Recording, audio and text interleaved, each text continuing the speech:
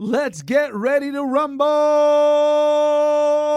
This is JDI Coach, and I'm Coach Jay and the GMan. We're coming to you live from AT&T Stadium in Dallas for this heavyweight fight between... No, I'm just kidding, bro. They just canceled that thing. They canceled that thing. That thing was canceled. No, they moved it to November. Oh, well, it was canceled for July. They rescheduled it, yeah. Freaking ridiculous. Yeah. Anyway, Yeah. I'm Coach Jay and the... I don't want to promote the Mike Tyson fight, but yeah, that was pretty wild. One of the most anticipated events I know. of the year, and then they moved it to November. You know, rumor has it that Mike was saying it was going to be too hot in Texas. He doesn't want to be here when it's that hot. In the stadium, then a dome. It's air conditioned. He don't like The it. weather's always good in there. That's not his style. That's what I heard. I mean, what am I supposed We'll to be do? out here in November. Yeah. Whatever. We'll see. Whatever. So, GMan. He just keeps getting older. That's all. I don't know. Right? If he wants to wait another 6 months, he just keeps getting older. I'm a little worried about the guy. All right, we're in JDI Studios here in downtown Dallas, boys and girls, downtown Dallas. And we're going to be talking about today. What are we going to talk about? You said you wanted to talk about net to gross. First of all, here's the thing. I truly believe that net to gross is a lie. The philosophy of net to gross is a lie, and that's what we're going to talk about today. And I'm going to give you some insights on why I believe that is, how it puts limitations to your belief system for growth or to achieve success. I think that it has a direct correlation of how you achieve what you don't achieve, right? Because you become a prisoner of your own limitations. Let me give you an example.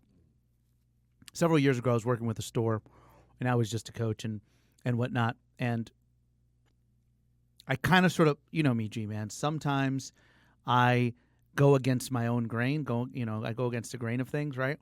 But what I was noticing is that although operations were fruitful, the guideline, right, the measure, the measuring point, right, was you needed to be 30% of gross. 30% net to gross was the number that we had to achieve. And at that time, we were pretty much there. It was like 30.1 or, we're coming close at 28 or whatever. But at the end of the day, I kept on seeing like under productivity. Like there was things where we were running a little too lean in people and program and process and whatnot. And I would say, this doesn't make any sense. You have all this space. Why are you subjecting yourself to just 20 techs? Why are you subjecting yourself to just 6 advisors? Why? You have all this room. I'm looking at this room and you have space for 12. No. So there's, no, what are you talking about? We're doing great. 30% net to gross. We're right there. We're making a killing. We're annihilating it. We're staying consistent. Our program is working just fine. We're on the left side of the page.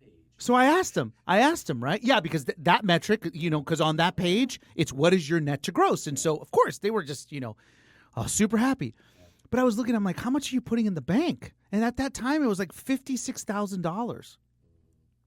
I'm like, dude, here's your potential, right? We just did an episode of potential. And we look at it and go, if you could fill this in and do this and get it, like you have this amount of UIOs in the business, your market share is out of this world. You have cars coming here all the time. You're limiting yourself to the capabilities that you can really offer your community because all you're doing is backlogging yourself, right? Oh, our next appointment's next oil change? Yeah, that's going to be 3 months from now. Let's set up you just had an oil change. Let's set you up now before it fills up because it fills up quickly for the next 3 months. What? What are you talking about? So, and I'm bringing this up now because that store was at $350,000, $360,000, $380,000. It was doing fairly well at $380,000. Mind you, it's been about 5-6 years now, and everybody will say, "Of course they're growth." No, you're at you're tapping on $700,000 of gross, right?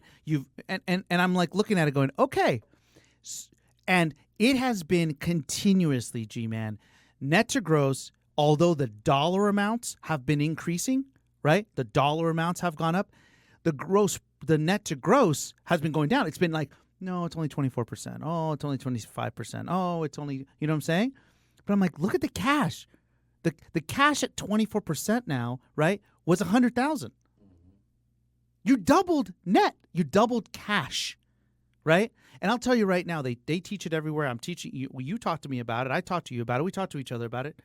Cash is oxygen. Yeah. They teach it in NADA. Cash is oxygen. Don't talk to me about percentages when there's no cash, right? Right?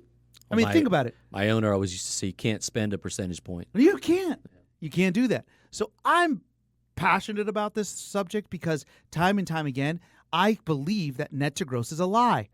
Net to gross and setting yourself in that format really limits your capabilities of actually getting more or getting what you're valued at, getting where you are. Well, it freezes you. Yeah, that's like, my point. I'm frozen It in freezes place. you. Yeah. I'm content. Mm-hmm. I'm content. Yeah, and it's listen, it's good. You got the right net to gross. That all your ratios are in line. Means your expenses are in line. Means everything's in line, right? It's like it means that you've run yourself a really good department, and you're a good operator, and great. Pat yourself on the back and move on. Yeah. Now you got it. Now, in order to do anything with it now, you got to break it. Yeah. And that's it. And that's why, like you said in the beginning, it's a lie you tell yourself that's eventually going to hold you back from your true potential, because you could be stuck there forever. So, GMan, man, managers are going to get so mad at me. Everybody's going to be mad at this one because so mad at me. I'm telling you, GMs, managers, owners, everybody's going to be turning this so off. Mad at me. Don't turn it off. Listen. You got to listen to the thing. Well, here's what I would tell you. If you're listening right now, stay with us, because the punchline's coming, and it'll be worth it. I promise you. Anyways, so go ahead. First thing I did is I went to go tell the general manager and owner, and I loved this general manager. Progressive thinker, used to be a consultant, was admired, knew how to make money, understood the facets of growth, understood those things, right? Right? And he knew it. He trusted his team. They were doing fine, but they were kind of stagnant. They were just there. Consistently 360, 380. They were just there. They didn't want any more growth. So what did I go tell the general manager? I said, can you do me a favor? I want you to increase the rent factor by 100%. I want you to do it where other locations do it, where it's dependent on square footage, it's dependent on employee count. Sometimes they do that where they take the rent factor and say, okay, one part goes to new car sales, one part goes to used car sales, one goes parts and then service department gets 2 times or something. I said, change it, because it's going to break that thing that makes it be like what? And of course, it happened, and people went buck wild crazy going, what the heck? Why did our rent factor just went through the freaking roof? Oh, we reconfigured it. And guess what? Net to gross dropped to from 30.1% to 20-something%. Yeah. Now you had to make up for it. Well, how are you going to make up for it? What are you going to do? Well, it's time to grow. It's time to get out of here. You know what I'm saying? Listen, I told him, I said, your customers are like having children in a household, right? You have a 2-bed, 1-bath. Now you got 3 kids. What are you going to do? Gotta move. You got to move. Yeah. I mean, you're over here talking to me about a couple buying I'm using it as a reference, a freaking Camry, right? They buy a Camry. Now they have 5 kids. What do you think they're going to do?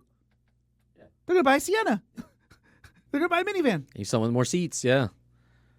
Yeah, maybe you love that car. Yeah. And maybe that car's treated you well, and there's nothing wrong with it. No, but GMan. Maybe you just bought the car. GMan, you understand the Camry gives you some great gas mileage. Mm-hmm. It's a 4-cylinder, but if I go to the 6-cylinder, I'm going to do... Really?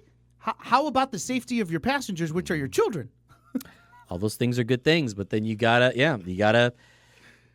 have to make certain choices. Your life changes, Your life changes. Yeah. It's like, I had a BMW 2002, not the year 2002. It was a 1973.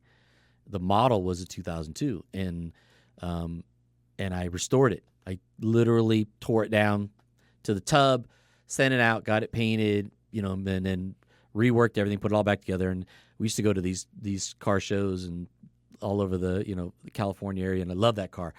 And then I had kids. It's a 2-door, 2-seater. At the time, it's 25 years old. Did it even have seatbelts in the back? No seatbelts in the back. So it's got put the kid in there. It's got lap belts in the front. Yeah, it's not a car. I'm not putting kids in there. It's a stick shift. It's just not a family car. And I parked it for a while, and then eventually I had to get rid of it because I just couldn't keep it anymore. And the funny thing is, people are like, oh, I can't believe it must have hurt to sell that car and everything. And while I look back on that and I miss it right now, I wish I had the car.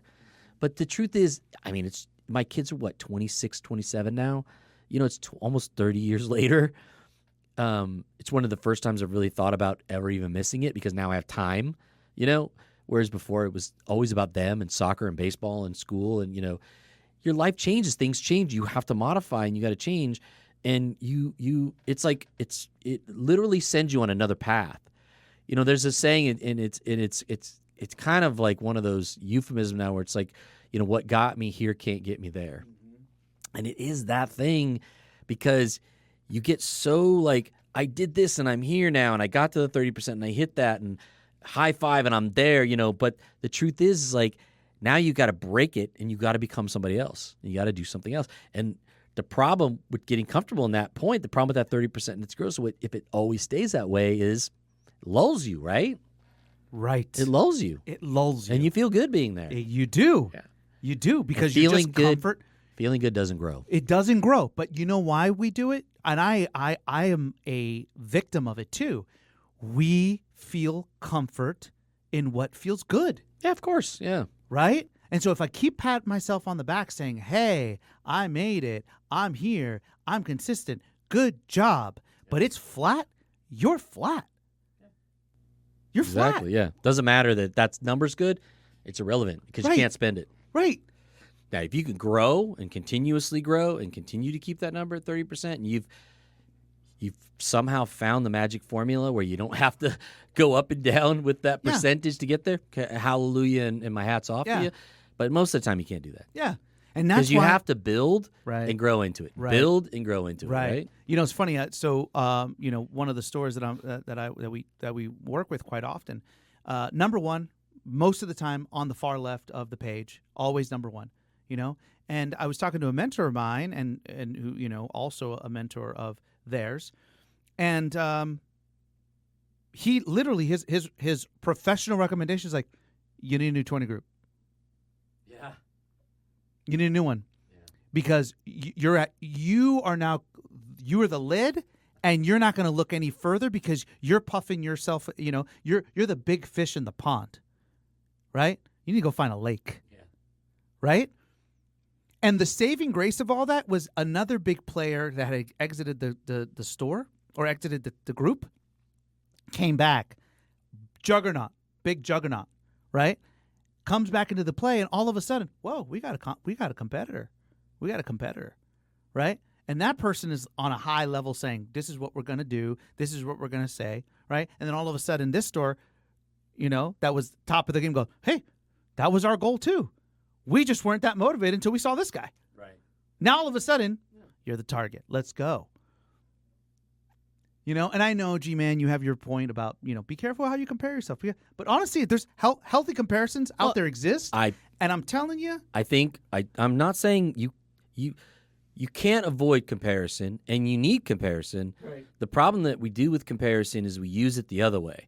We don't want to look at the thing that is uncomfortable. You just said it. Like we want to feel good about ourselves. So we're not going to look in the mirror and say, wow, I really am fat.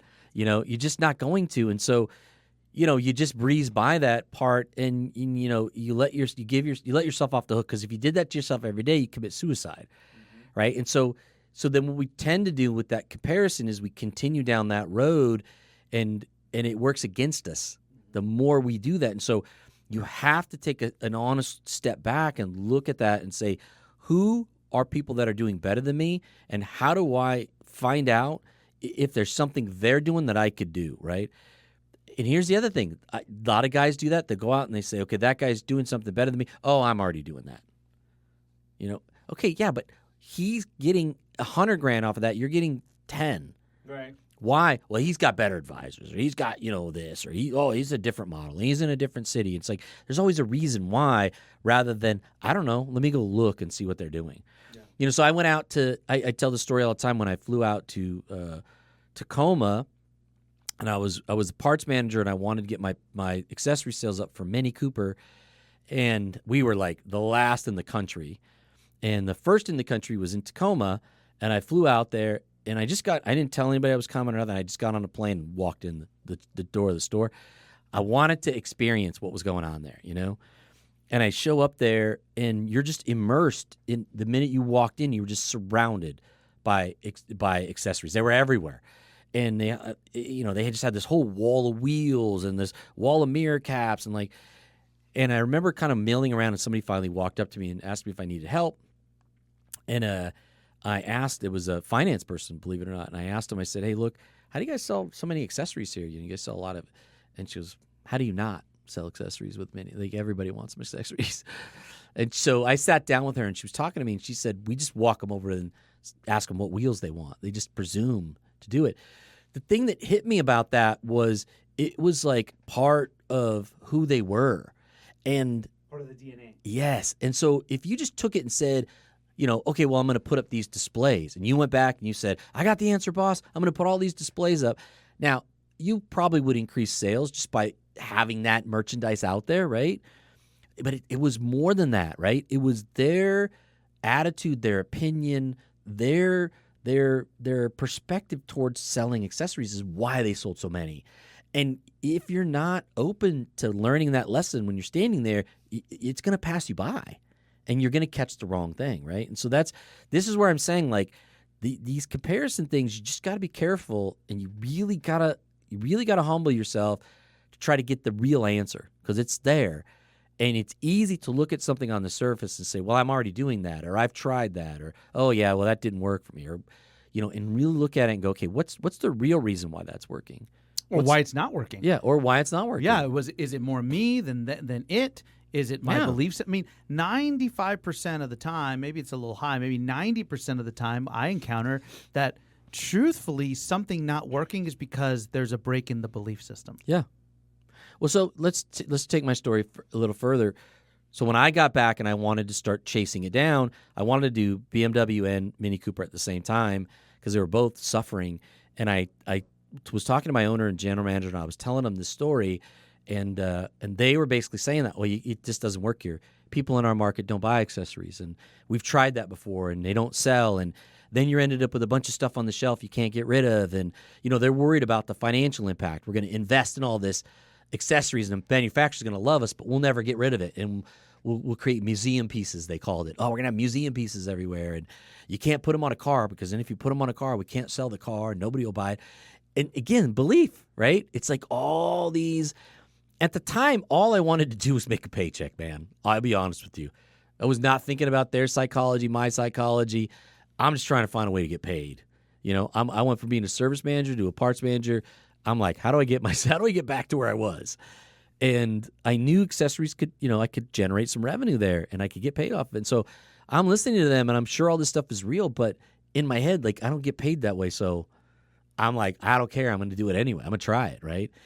And it pushed me out of that comfort zone towards that thing. But it's interesting to look back on it now and understand now, like, just how tightly wound those beliefs were in there. Brother, so, you're blowing my mind because you took me back to something that makes perfect sense. I do not recall the story about you going there, but you making it. So I remember now being the service manager at Mini, and it was a whole thing that they did there, because remember, it was a box, right? It was a small box. It was a big box. So we all worked very close with one another. But I'll never forget that the sales managers made sure that they trained the salesperson to buy time before they went into finance. Because remember, finance wasn't always done in that building. You had to walk them to BMW. Yeah. So you had to cross the way. So it was like, don't send them over here and have them wait at BMW. You had to buy time. Yeah. Right? Well, Mini didn't want that either. They didn't want people sitting at BMW. Right. Yeah. They didn't want that either. Right. So one of the things that they were trained to do, which I thought was absolutely genius, right, is right next to my service department, there was this huge wall all the way to the ceiling of Mini bags, of different color Mini bags. So I remember Butch coming over and goes, "All right, it's your time to get your bag.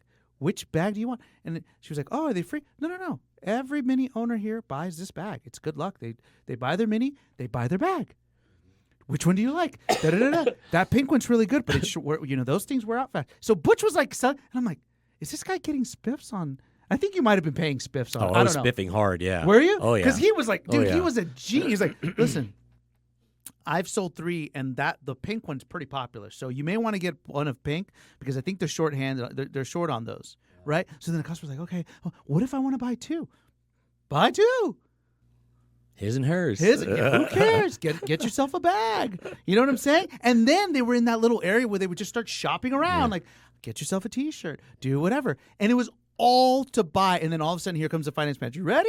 Okay, let's go. Well, yeah, how do I get on? Then you rush them to the front counter, and the cashier was there. And they're like, oh, just put it into the deal. No big deal. Just grab it. You know, make sure you got the little things. And, of course, the parts manager, was freaking out, going, "Oh my God, did you get the card? I need to make sure it goes to the right tag. deal. Yeah. What stock number? Like, come on, you know what I'm saying?" Because the customer was paying for it either which way, either with their credit card or whatnot.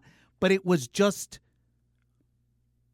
I guess, it was just the culture. It was what happened, you know. And then everybody would say, "What bag did you get? I got a new Mini. Cool. What bag did you pick?" Yeah. It was like common knowledge, just like you say about the tire. Like, what wheels did you pick? It's like, what bag? So it's funny too, because in that scenario, when I started like talking to salespeople about selling accessories, they had the same belief systems of the owner and the GM. They were literally the words. It was almost like they were programmed to say it. They were saying the exact same words. And so again, that culture went all the way through, and we had to break it. And so I was like, okay, how do I going to do that? So I spiffed. And so in the beginning, I was spiffing heavy and a lot and playing games with them. And I was losing a lot of money. I mean, I'll just tell you, I was selling bags, but I wasn't making any money on anything. But I knew that because what I needed to do was crack their belief system and get something rolling. Yeah. And I started selling a lot of inexpensive products, small. Then I started selling wheels, then kits, then wraps, and like it just exploded into this huge thing. And it became. I mean, we went from however, the bottom almost to the top. We were in the top 5 in the country, and for BMW, we were number 1 in the country for accessory sales. And which I thought was funny because but you had to break them. I remember going to the NAC, which is the North American After Sales Conference for BMW and Mini, right? And I remember going there, and I remember people coming to us going, "Man, how in the world did you do the access? That was incredible. How did you do it? How did you do it?" Right? Yeah. And then the neggers going, "It's because of your market. It's because of your market. Yeah. It's because of your market." Oh yeah, we were in right? We were in a good market. We were in your market, but it's what you kind of did. Like people were like up in Seattle. Like I went to Tacoma. I was like, oh, it must have been the market. We always try to dupe ourselves with stuff like that. And the truth of the matter is no, it's the belief system. What do you believe? Can you be the number 1? Can you do it? And we were all fixed. Everybody there was convinced you couldn't do it, right, and that our customers wouldn't buy it, right, and that it doesn't work, and it's not a viable business. And everybody was frozen. And it's the same thing that happens when you're stuck and you're 30% net to gross, because they were doing good. Things were good. Why we want to shake things up, But things weren't good for me, yeah, right? And it forced me to have to do it, again, because I needed to make money. And that's the thing. When you just talked, you said, something happens, right? Your rent goes up, or let's just say, you know what I see a lot is you get a new building. Yeah, you have to remodel it, and you're like, yes, I got a new building, and you move in, everything's shiny new, and you're just like, this is going to be awesome. And then you get your first financial statement with the new rent on there. There you go. You're like, ugh. There you go. Well, you got to grow. You got to grow. You don't have a choice. Yes. And so do that to yourself. Yeah. Right? Break it yourself. Force yourself. And it's going to cost money. You're going to go backwards a little bit, and then you're going to earn your way back forwards. But you have to create like a strategy and a plan and say, I'm at 30% net gross. I don't necessarily want to not be there, but what I will do is I'll leave that for a little while and work my way back up, right? If I got to add lifts and hire people and train and bring new staff in, and maybe I have to add more people on the phones. Maybe I got to build a BDC where I didn't have one. Right. Maybe my advisor answers the phone. I build a BDC. My advisors are freed up. I can set more appointments. There's a lot of different things you have to do. You have to do, right? And perfect example, right? I mean, we got hired to go to a Ford store, right? And we took over the whole thing because they wanted to implement a BDC. Yeah. We went from a receptionist picking up the phone call to now we have more market share. We need to create and develop a department that can help facilitate a lot of that, right? And become the hub. And so that's where you can really boast yourself into a market. When you really start thinking about how can I reinvest in the growth of my business to be able to improve my connection to my community, right? And it's funny because right now we're doing that now again in the store in Indiana, like, Doug's store. They want to really, really, really invest in new product tools and digitizing and expanding the call center, which they used to call call center, now we're calling it a BDC, to really expand operations to ensure that we're taking care of the influx of people. Right? It's like, how do we manage this level of attention and growth? And we have to do it, strategically, right? And understand what we're gonna. I don't know, man. Now you're making me think that we need to break it again. You do, yeah. Well, I don't know, man. It's hard to grow without that. It's hard. It's hard. You know why? Because Well, you try to inch your way forward, and Yes. there's a book out there, and it's an obscure book, but if you can find it, it's by Dan Sullivan, and I think you can get it on Amazon. But it's called actually it's Ben Hardy. I'm sorry, Ben Hardy and Dan Sullivan wrote it, and it's what is it? 2x is easier than or 10x. 10x is easier than 2x. 10x is easier than 2x. Because to go 2x, you're just trying to do a little more. You're just trying to be a little bit better. You're trying to incrementally grow. And it's hard because you're kind of stretching the same resources and stretching the same ideology. And you're just trying to stretch what you've already got and know. And then 10x is like a philosophical change. Yeah. It's like a paradigm shift. And you're Yeah. looking at the world through, it's like, just like we're saying, like moving from an old building where your rent was cheap to now this new brand new shiny building where you got crazy rent, and you just have this giant paradigm shift. You have to move, and so that's the 10x philosophy is you just don't have a choice. Right. Your back's against the wall. You got to go. Right. So to me, the best example or the best analogy I can give you, it's like buying wardrobe, buying an outfit, right? You get the shoes, you get the socks, you get the pants, you get let's say, you get the outfit, you get a suit. Like, you know what I'm saying? Yeah. But truth is, you don't go buy the little pieces of it. I'm not going to just, okay, I have the shoes now. Let's put the shoes on with our old stuff, with our old clothes. Oh, okay, you bought a tie. Yeah, let's wear the tie, but you're wearing a polo. What happened to your button-down shirt? That's technically what they do. That's what businesses or dealerships do. Yeah. They buy the pieces and they go, yeah, this piece is going to do miraculous things. No. Yeah. When I tell you, we need to break it. We need to break it. We need to break you, right? And reformat it, right? Yeah. Because you listen, you bought the Death Star for Legos, right? And now you want to add something else to it? You can't do that. You got to take it apart. You take it apart. Right? You can't just, let me just add this feature to it. Yeah. You know what I'm saying? Yeah. And so I keep finding out that the reason why we get stuck with being okay with what we got is because we're trying to measure ourselves out of a metric that lies to us. I have no problem. I'm at 30%. I have no problem whatsoever. What are you talking about? Right? Yeah, you're at 30% net to gross, but you know what's really going to hurt you? You have a backlog of 3 months if people want to come in. You're going to lose those people.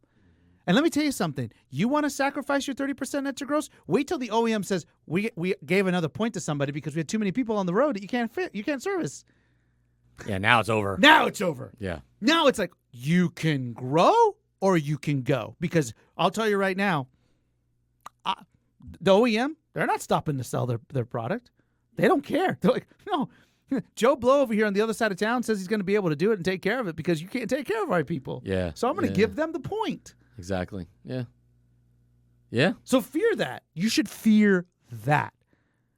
Get off of your net to gross hierarchy, high horse, and let's think about it. Well, I think stop, appreciate where you're at. Yeah. Have gratitude for the journey that took you here, and in the destination you achieved something not a lot of people achieve. You got to 30%, and take comfort in the fact that doesn't go away. That the fact that you achieved that doesn't vanish, right? It's there. And then now it's just chart out a new course and say, okay, now I'm going to go do this, and then challenge yourself to go do that and break it and move on. And that doing that, I think, gives you the permission right? You're giving yourself permission to let go of the thing that you're holding on to not out of fear, well, somewhat out of fear, but a lot of it is out of pride, right? And love for what you've done, but you gotta let go. You just gotta let go. And if you find yourself in that position where you've kind of been sitting in a spot for a while and you're doing good, then you got to kind of take a look and say, what am I missing? And don't trust yourself to give yourself that answer. Look outward. Try to find something to crack what you're doing, change your perspective on things. Get on a plane, fly to a meeting, go somewhere, go to a class, pick a course. Come see us. Come see us. Come see us. We'll help you. We'll give you.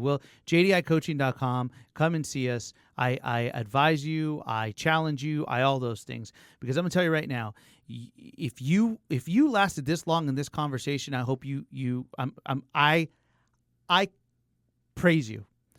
I praise you because I know that this was a tough subject and you didn't probably want to listen to it. Especially, I'm going to call this I already told you, GMan. This is going to be called, right? This is going to be called Net to Gross is a Lie. Net to Gross is a lie. Okay. One thing before you keep going, I want to make sure that we close the loop on what I was saying earlier. Say it. Well, you were talking about a store that was at 30% net to gross, netting $50,000. Where are they at today? Okay. They just broke an all-time record, $700,000 in gross. And they finally are back to 30.3% net to gross. And I said, now you can talk about net to gross again. Now you can. So now, $50,000, $210,000. Took a couple years, honestly. Yeah. $210,000. I said, remember when you were knocking on, you were like 55, I'm at 30% net to gross. I have $55,000. Now you're at $210,000. Not too long ago, you were at 55, stuck here, right? And this is what I love the most is that it was the challenge, right? Now, mind you, it's so funny because not until this past month did they say, by the way, do you know where we are net to gross? I haven't looked at it in forever. Where? We're at 30.3%. Yeah. Where were you last month? We were at 29%. How about the time before? We were at 29%. I'm like, oh. And the funny thing about that is they've been on a growth path and they stopped looking at that number, really. Not that we had stopped looking at expenses because obviously the net needed to continue to grow with the gross, but they're still on a growth path. Yeah. They just built a new service drive. They got to add a bunch of new advisors. Like they're gonna add more to that, and it's going to continue to grow. But it started with that. You got to break it. Yeah. You got to break it. And so this is what I'll leave you with, okay? All right? And I think you said it the very beginning part of it, but this is what we're going to call it. You got to let go to grow. Let go to grow. Let go to grow. Okay, Let go to grow. And I'm not talking about my diet. All right. Well, we thank you all for tuning in. Obviously, we do this for your ears, eyeballs. Share the show. Please get more people involved. We love it. Hit the follow button if you haven't already. It is how we measure our success, and we want to make sure that you get all the latest content that comes out. Check us out on JDIcoaching.com. We got all kinds of stuff on there now. You can check out our podcast on there if you want to listen to it there. You can look at old episodes. We have our videos are on there. We've got a bunch of events coming up, a lot of live advisor training. We got our webcast that we're doing every Thursday, our Back to Basics series. That series is actually going to be up and packaged and going to be available for download. I'm going to do that through the end of July. So we're going to have that out there. So if you want to subscribe to the page and the webcast that we're doing right now, you will get access to all the previous episodes and the attachments and forms and everything that goes along with it. So there's a lot of good free content with there that can help you kind of break yourself out of some of these places if you're stuck. And of course, you need anything, you can contact us there, jdicoaching.com, or hit us up, info@jdicoaching.com. Our phone number is on the website if you want to call, and we look forward to hearing from you. And as always, we'll look forward to seeing you on the next episode of Hard Shop Life.